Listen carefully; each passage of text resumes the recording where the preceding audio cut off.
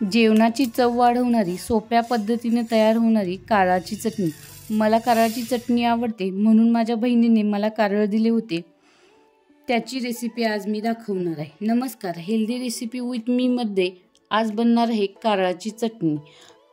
चला तर मग रेसिपीला सुरुवात करूया. अर्धा कप इतके मी कारळ घेतले आहेत. ते निवडून घेतले आहेत. निवडून घेतल्यानंतर गॅसवरती मी मंद आचेवरती तवा गरम करून घेतला आहे. त्यावरती अर्धा कप कारळ घालायचे व मंद आचेवरतीच कारळ भाजून घ्यायचे. मोठ्या गॅसवरती कारळ भाजून घ्यायचे नाही, नाहीतर चटणी आपली खरपूस लागते. मंद आचेवरती 2-3 मिनिटासाठी मी कारळ भाजून घेते. कारळ भाजताना असा चटचट आवाज आला की गॅस ऑफ करून घ्यायचा. अशा प्रकारे कारळ भाजून झाले. थंड करण्यासाठी मी एका प्लेटमध्ये काढून घेते.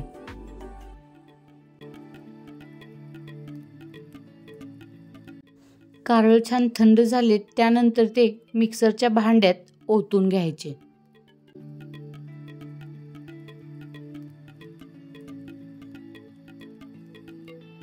त्यानंतर त्यामध्ये घरगुती मसाला चटणी मी 1 चमचा घालणार आहे.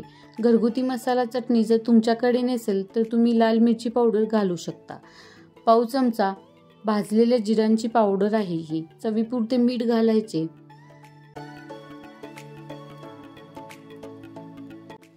मिक्सरला मी बारीक करून घेते. तर आता आपली ही चटणी तयार झाली आहे. ती मी एका बाउलमध्ये काढून घेते.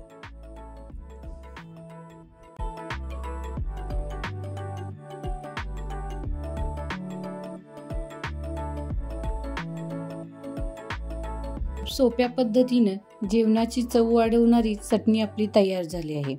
तर मी साठवणीसाठी एका काचेच्या बरणीमध्ये भरून घेते. भाकरीसोबत किंवा चपातीसोबत ही चवीला खाण्यासाठी अप्रतिम लागते.